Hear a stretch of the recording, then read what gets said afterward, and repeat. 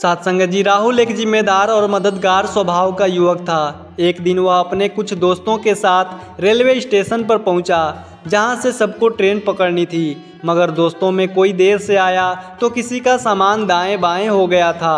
अब ट्रेन आने वाली थी और समय कम था। जैसे ही ट्रेन प्लेटफार्म पर पहुंची, अफरा तफरी मच गया। राहुल सबसे पहले दौड़ा, लेकिन पीछे मुड़कर देखा तो उसके कुछ दोस्त अभी भी ट्रेन पर चढ़ नहीं पाए थे। उसने बिना सोचे उनकी मदद करनी शुरू कर दी। किसी का बैग ऊपर चढ़ाया, किसी को हाथ पकड़कर ऊपर खींचा। एक दोस्त गिरते गिरते बचा। राहुल ने ट्रेन से उतरकर उसे संभाला और जैसे तैसे ट्रेन में चढ़ा दिया। धीरे धीरे सब दोस्त ट्रेन में चढ़ गए और आखिर में राहुल जब खुद फिर से चढ़ने दौड़ा, तब तक देर हो चुकी थी और ट्रेन चल चुकी थी। धीरे धीरे ट्रेन ने रफ्तार पकड़ ली। राहुल सबको ट्रेन में चढ़ाते चढ़ाते खुद प्लेटफार्म पर बस खड़ा रह गया।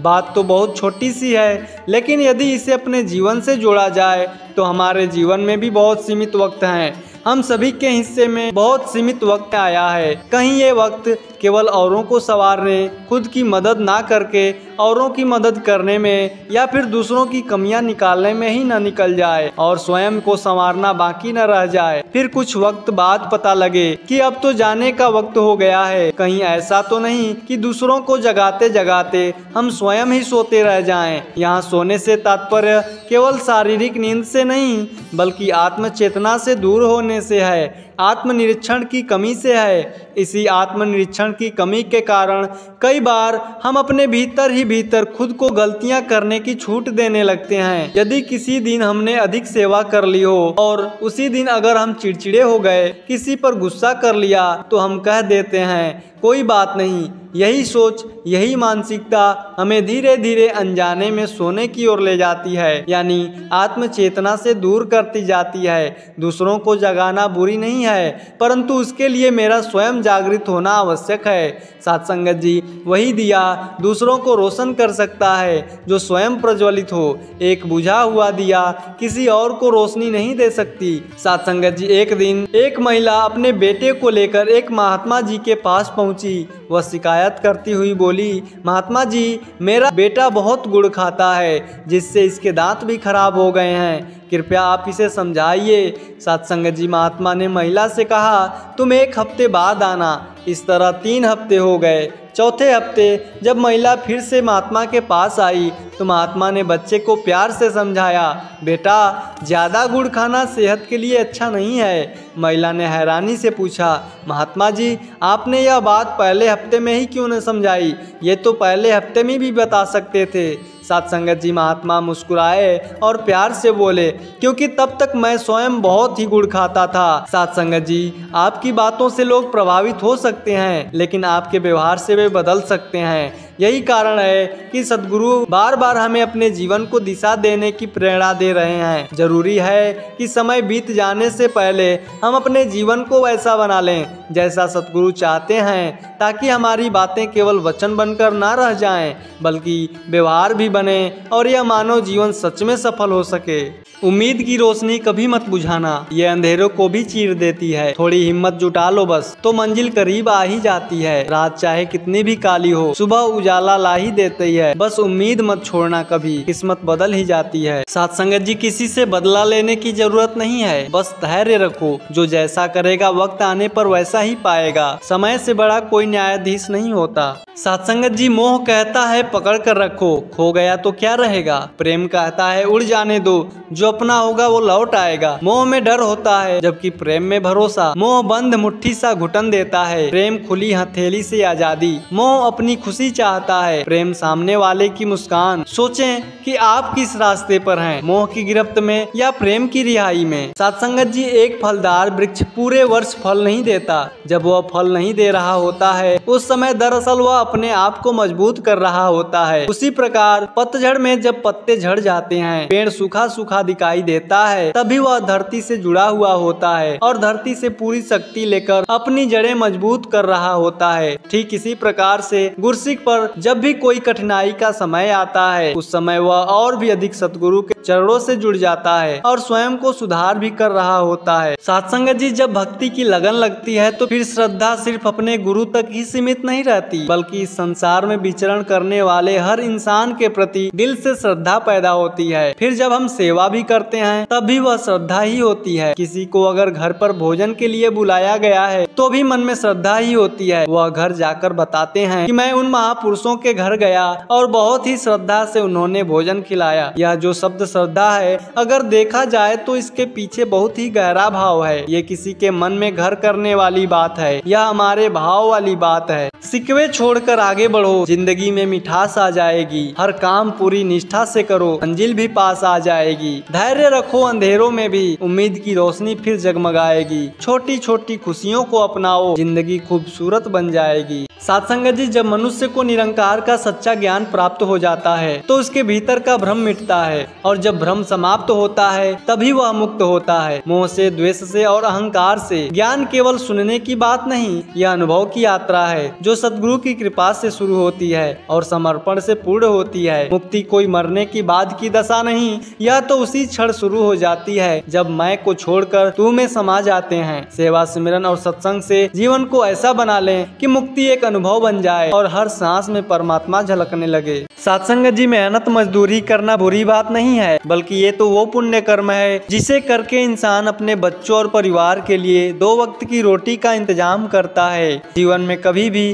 किसी गरीब इंसान की दिल मत दुखाइए, उसकी बद्दुआ की सुनवाई सबसे पहले होती है। सत्संग जी, सुरेश एक पढ़ा लिखा युवक था जो शहर में नौकरी करता था। उसके माता पिता गांव में रहते थे। जैसे जैसे सुरेश तरक्की करता गया वह अपने माँ बाप से दूर होता गया। वह फोन पर भी बात कम करता। दोस्तों के बीच माँ बाप की सादगी उसे शर्मिंदगी महसूस कराती थी। एक दिन उसके पिताजी शहर आए उस बेटे से मिलने के लिए। सुरेश ने उन्हें होटल में रुकवा दिया और अपने ऑफिस के काम में व्यस्त हो गया। सत्संग जी, पिता चुपचाप सब कुछ देखते रहे। जाते समय उन्होंने सिर्फ इतना कहा, बेटा, जब तुम छोटे थे हम दिन रात मेहनत करते थे ताकि तुम्हें अच्छा भविष्य दे सकें। अब जब हम बूढ़े हो गए हैं तो तुम्हारा थोड़ा सा समय ही हमारी सबसे बड़ी दौलत है। सत्संग जी, यह बात सुरेश के दिल को चीर गई। उसकी आंखों में आंसू आ गए। उसने दौड़ते हुए पिता के पांव पकड़ लिए और बोला, पापा माफ कीजिए, अब हर खुशी आपके साथ बांटूंगा। सत्संग जी, इसके बाद सुरेश ने अपने माँ बाप को शहर ले गया और उनका हर सम्मान, हर प्यार लौटाने की कोशिश की। सत्संगत जी, कहने का भाव है कि माता पिता का प्यार और आशीर्वाद ही हमारी असली दौलत है। उनका सम्मान करना हमारा फर्ज है, हमारा धर्म है, क्योंकि उन्होंने ही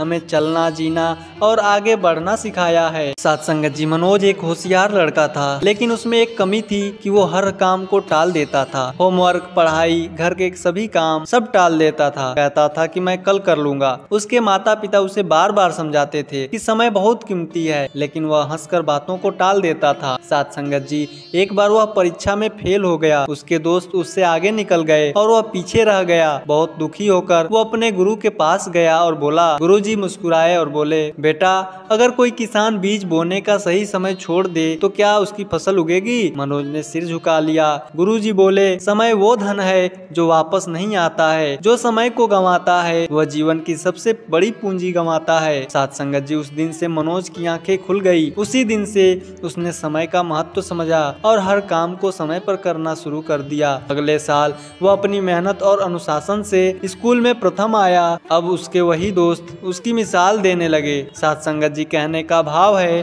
कि समय सबसे अनमोल संपत्ति है। जो इसका सम्मान करता है सफलता उसी के कदम चूमती है। जो काम आज कर सकते हो उसे कभी भी कल पर मत टालो। सत्संगत जी, वाणी में अगर विनम्रता है तो हर दिल में जगह बनेगी। अहंकार अगर जुबान पर हो तो रिश्तों में दरार पड़ेगी। आचरण अगर अच्छा है तो ईश्वर की कृपा मिलेगी। झूठ अगर आदत बन जाए तो दुनिया भी अजनबी लगेगी। सत्संगत जी, जिस दिन हम अपने कर्म और विचार पर बात जैसी नजर रखना शुरू कर देंगे उस दिन हम एक खूबसूरत जीवन की ओर कदम बढ़ा देंगे। बस जरूरत है सचेत होने की, अपने विचारों के प्रति, अपने कर्मों के प्रति। फिर ना तो हम अनचाहे कर्म करेंगे और ना अनचाहे विचार ही हमारे मन में आएंगे, और फिर हम अनचाही परेशानियों से अपने आप दूर रहने लग जाएंगे।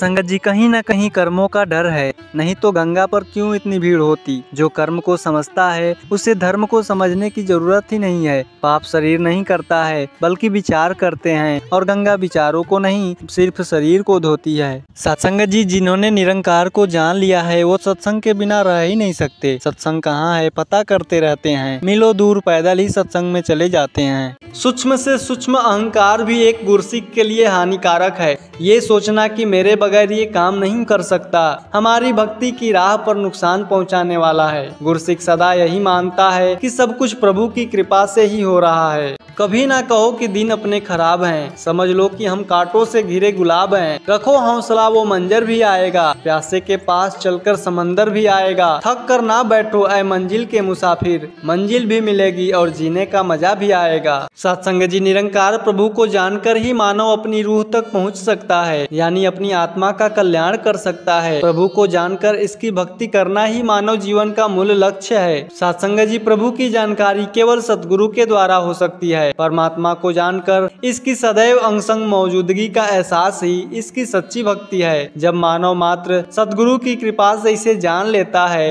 तो उसके जीवन से अपने पराये की भावनाएं समाप्त हो जाती हैं। उसे इस बात का बोध हो जाता है कि परमात्मा एक है और वही सबका पिता है। हम सब उसकी संतान हैं, इस नाते हम सब भाई भाई हैं, तो अपने पराये का भेद नहीं रह जाता है। सत्संगत जी, इसका पल पल एहसास होते रहने से हम सब बुराइयों से बचे रहते हैं, क्योंकि निरंकार निरंतर देख रहा होता है। अगर व्यक्ति को चांद देखने के लिए कहें और वो बिना आंख खोले देखना चाहे तो यह संभव नहीं है। इसी प्रकार सद्गुरु मानव की आंखें खोलकर ईश्वर का दीदार करा रहा है। शुक्रिया अदा करना सीखो, जिंदगी बेहतर हो जाएगी। शिकायतें करते रहोगे तो हर खुशी फीकी नजर आएगी। सच को अपनाना सीखोगे तो हर राह आसान हो जाएगी। नकारात्मक सोच रखोगे तो सिर्फ मुश्किल ही नजर आएगी। शुक्रिया अदा करना सीखो, जिंदगी बेहतर हो जाएगी। शिकायतें करते रहोगे तो हर खुशी फीकी नजर आएगी। सच को अपनाना सीखोगे तो हर राह आसान हो जाएगी। नकारात्मक सोच रखोगे तो सिर्फ मुश्किल ही नजर आएगी। सत्संगत जी, रेस में दौड़ने वाला घोड़ा नहीं जानता कि कामयाबी क्या होती है। वह दौड़ता है तो सिर्फ अपने मालिक से मिलने वाली तकलीफ की वजह से। अगर आप कभी भी अपने आप को तकलीफ में पाओ तो समझ जाना कि आपका मालिक यानी ये ईश्वर यही चाहता है कि आपकी जीत हो। सत्संगत जी, एक संत से किसी ने पूछा, ईश्वर तो दिखाई भी नहीं देते, विश्वास कैसे करूं? तब वो संत ने सुंदर जवाब दिया कि श्रद्धा वाईफाई की तरह होती है, दिखती तो नहीं है पर सही पासवर्ड डालते हैं तो कनेक्ट हो जाता है। सत्संगत जी, सिकंदर एक शक्तिशाली राजा था जिसने दुनिया के अधिकांश भाग पर विजय प्राप्त की। उसने युद्ध विजय और धन संपदा से भरा जीवन जिया। फिर जैसे जैसे मृत्यु निकट आई उस शक्तिशाली सम्राट को भी गहन आध्यात्मिक सत्य का एहसास हुआ। अपनी मृत्यु शैया पर सिकंदर ने अंतिम इच्छाएं व्यक्त की, जिनमें से प्रत्येक में हम सभी के लिए एक गहरा आध्यात्मिक संदेश और ज्ञान छुपा हुआ है। पहली इच्छा, मेरे चिकित्सक ही मेरे जनाजे को ले जाएं। सिकंदर चाहता था कि केवल उसके निजी चिकित्सक ही उसके शरीर को कब्र तक ले जाएं, क्योंकि वह चाहता था कि हर कोई देखे कि चाहे कितने भी कुशल चिकित्सक आपके पास क्यों ना हो, वे मृत्यु को रोक नहीं सकते। सबसे विद्वान, सबसे बुद्धिमान चिकित्सक और सबसे महंगे उपचार भी मृत्यु को रिश्वत देकर रोक नहीं सकते हैं। जीवन और मृत्यु एक महान शक्ति के हाथों में है। कोई भी, चाहे वह कितना भी अमीर या शक्तिशाली क्यों ना हो, अपनी मृत्यु से बच नहीं सकता है। सत्संगत जी, सिकंदर की यह इच्छा हमें विनम्रता के साथ जीने की ओर प्रेरित करती है। हमें यह नहीं भूलना चाहिए कि जीवन एक उपहार है। हमें इस प्रेम और दयालुता से जीना चाहिए, यह जानते हुए कि यह किसी भी समय समाप्त हो सकता है। सत्संगत जी, सिकंदर की दूसरी इच्छा थी कि मेरे सोने चांदी और कीमती आभूषणों को मेरी कब्र की ओर जाने वाले रास्ते पर बिखेर देना। सिकंदर सुंदर ने अपना जीवन अपार धन संपत्ति इकट्ठा करने में बिताया, पर अंत में उसे एहसास हुआ कि मृत्यु के सामने भौतिक संपत्तियां निरर्थक हैं। कब्र में उसका एक भी सिक्का साथ नहीं जा सकता। उसके पास जो कुछ भी था वह उसके साथ नहीं जा सकता है। रिश्ता गुरु से कुछ ऐसा निभा दो, जितना समय मिले गुरु की सेवा में लगा दो। इतना असर छोड़ दो दुनिया पर कि हर कोई कहे हमें भी अपने गुरु से मिला दो। साथ संगत जी, अगर आप किसी को नमस्कार यह सोच कर रहे हो कि वो भी आपको करेगा, तो वो नमस्कार व्यर्थ है, क्योंकि नमस्कार संस्कार के कारण किया जाता है, बल्कि अहंकार के कारण नहीं। साथ संगत जी, जीवन में वो लोग भाग्यशाली होते हैं जो सुख और साधन से संपन्न होते हैं, लेकिन परम सौभाग्यशाली वो होते हैं उनके पास भोजन के साथ साथ भूख भी है, बिस्तर के साथ साथ नींद भी है, धन के साथ साथ धर्म भी है, और विशिष्टता के साथ साथ शिष्टता भी है, सुंदर रूप के साथ साथ सुंदर चरित्र भी है, संपत्ति के साथ साथ स्वास्थ्य भी है, बुद्धि के साथ साथ विवेक भी है, परिवार के साथ साथ प्यार भी है, सामर्थ्य के साथ साथ दया भी है, और पद के साथ साथ प्रतिष्ठा भी है। आप सभी परम सौभाग्यशाली बने, यही दातार से विनती है। सत्संग जी, निरंकार ने हर एक को जो क्षमता दी है वो पूर्ण दी है। जब तक इस निरंकार का सहारा याद है तब तक हम पूरी क्षमता में हैं। किसी की बराबरी ना करें, किसी से ईर्ष्या ना करें कि वह ऐसा कर रहा है तो हम भी ऐसा करें, उसके पास गहने हैं तो हम भी गहना खरीदें, इत्यादि चीजें। यदि बराबरी ही करनी है तो उसके जीवन में भक्ति को देखते हुए, उसकी सेवा को, उसके सिमरण को देखते हुए, और यह देखते हुए कि वह हर रोज एक बेहतर इंसान बनता चला जा रहा है, ऐसी बातों की बराबरी करना ठीक है। इतनी ऊंचाई ना देना प्रभु की धरती पर आई लगने लगे, इतनी खुशियां भी ना देना कि किसी के दुख पर हंसी आने लगे। नहीं चाहिए ऐसी शक्ति जिसका निर्बल पर प्रयोग करूं, नहीं चाहिए ऐसा भाव कि किसी को देखकर जल जल मरूं, ऐसा ज्ञान मुझे ना देना अभिमान जिसका होने लगे। सत्संगत जी, हमारे भाग्य का निर्माण हमारे चरित्र से होता है, और चरित्र का निर्माण हमारी आदतों से। हमारी आदतें बनती है हमारे बार बार किए जाने वाले कार्यों से, और बार बार हम वही कार्य करते हैं जो विचार हमारे मन में बार बार आते हैं। हर विचार एक ही बीज है और हमारा भविष्य उस बीज का वृक्ष है, इसीलिए हर बीज का चुनाव सोच समझकर करें। सत्संगत जी, धनवान बनने के लिए एक एक कण का संग्रह करना पड़ता है, और गुणवान बनने के लिए एक एक क्षण का सदुपयोग करना पड़ता है। इस जीवन का पैसा अगले जन्म तक काम नहीं आता, पर जीवन का पुण्य जन्मों जन्म तक काम आता है। सत्संगत जी, अगर खुशी के साथ गम न होते, सुख के साथ दुख न होते, दिन के साथ रात न होती, तो हर एहसास अधूरा रह जाता। जिंदगी शायद आसान तो होती, मगर उतनी गहरी नहीं होती, क्योंकि उजाले की कीमत हम केवल अंधेरों से निकलकर ही समझ पाते हैं। फिर शायद हमें मुस्कुराहट में छुपे आंसुओं का स्वाद और आंसुओं में छुपी उम्मीद का जादू कभी महसूस ही नहीं होता। जीवन हर मोड़ पर खूबसूरत है, बस नजर देखने वाली होनी चाहिए। कभी